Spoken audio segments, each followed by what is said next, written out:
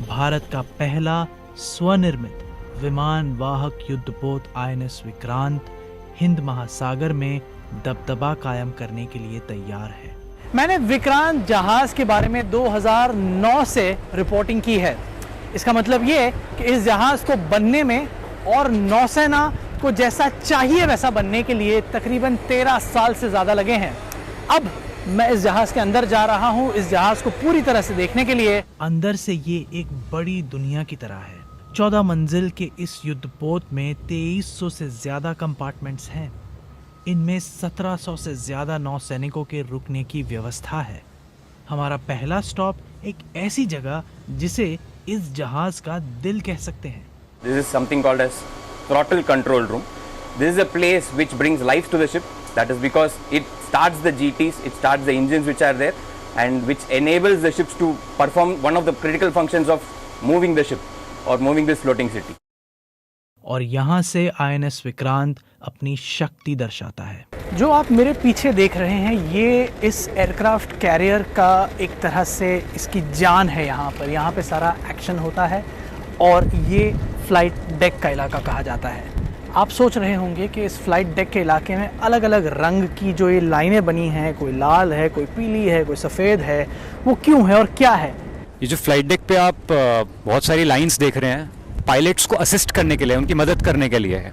आप yellow lines देख रहे हैं, आपके एयरक्राफ्ट को टेक ऑफ करने के लिए मदद करती हैं। The set of white lines you can see, ये पूरा लैंडिंग एक्सिस है जहाँ पे एयरक्राफ्ट पीछे से आके लैंड करेगा। लाल रंग की जो आप लाइन देख सकते हैं, ये आपका ऑपरेशनल एरिया को सेपरेट करता है। लेकिन इस डेक पर ऑपरेशंस तब किए जाते हैं जब विक्रांत का मौसम विभाग इसकी अनुमति देता है। वेदर डाटा, वेदर पैरामीटर हम देते हैं, चाहे वो टेक ऑफ हो, लैंडिंग हो, उसमें wind direction, wind speed, temperature, cloud, ये ऑल जो पैरामीटर है ये सभी रिक्वायर्ड होते हैं।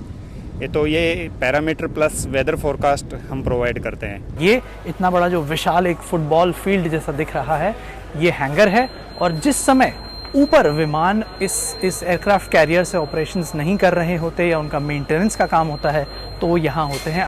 आईएनएस विक्रांत की एक खासियत ये भी है कि इसमें अमरीकी, रूसी, ब्रितानी और भारतीय विमान एक साथ एक छत के नीचे नजर आते हैं। फिर हमने देखा विक्रांत का 16 बेड वाला अस्पताल जिसमें आईसीयू बेड्स, ऑपरेशन थिएटर्स और एक सीटी स्कैनर मशीन भी है। नौसेना का ये सबसे बड़ा इस किस्म का अस्पताल है। रेस्टोरेंट की तरह दिखने वाला ये है विक्रांत का गैली एरिया यानी कि जहाँ पर खाना परोसा जाएगा, खाया जाएगा। आपको दिखा दूँ थोड़ा और आगे चल के, ये वो एरिया है जहाँ पे ये कॉफ़ी वगैरह की मशीन है, पानी पीने का की जगह है। यहाँ पर खाना रखा जाएगा और ये इलाका जो इसके पीछे का है ये है किचन जहाँ पर खाना बनाया जाएगा। अब विक्रांत में तकरीबन 1700 अफसर और सेलर एक समय पर काम करेंगे और इसलिए ऐसी और दो और गैलीज बनाई गई हैं। अपने पुराने जहाज आईएनएस विक्रमादित्य के साथ अब नौसेना के पास 2 एयरक्राफ्ट कैरियर जहाज है। लेकिन चुनौतियों को देखकर जरूरत कम से कम एक और ऐसे जहाज की है, ऐसा नौसेना का मानना है। विक्रांत पर जिस समय काम शुरू हुआ उस समय चीन की नौसेना में एक भी ऑपरेशनल एयरक्राफ्ट कैरियर मौजूद नहीं था। आज चीन के पास 2 एयरक्राफ्ट कैरियर्स हैं और तीसरा बन रहा है। भारत की इसके सामने तुलना करें तो कई वर्षों के प्रयासों के बावजूद नौसेना को भारत की सरकार से तीसरा एयरक्राफ्ट कैरियर यानी कि विक्रांत के बाद वाले एयरक्राफ्ट कैरियर को बनाने की मंजूरी नहीं मिली है। इस मंजिल तक पहुंचाने वाला सफर यकीनन लंबा रहा है, लेकिन अब भारत एक ऐसे क्लब का सदस्य है जहां है चुनिंदा कुछ देश जिनके पास ऐसे जहाज को बनाने की क्षमता है। हालांकि इस बात का जश्न तो दूर, जो लोग आईएनएस विक्रांत पर तैनात हैं वे जानते हैं कि असली परीक्षा तो अब शुरू हुई है। जुगल पुरोहित, बीबीसी न्यूज़।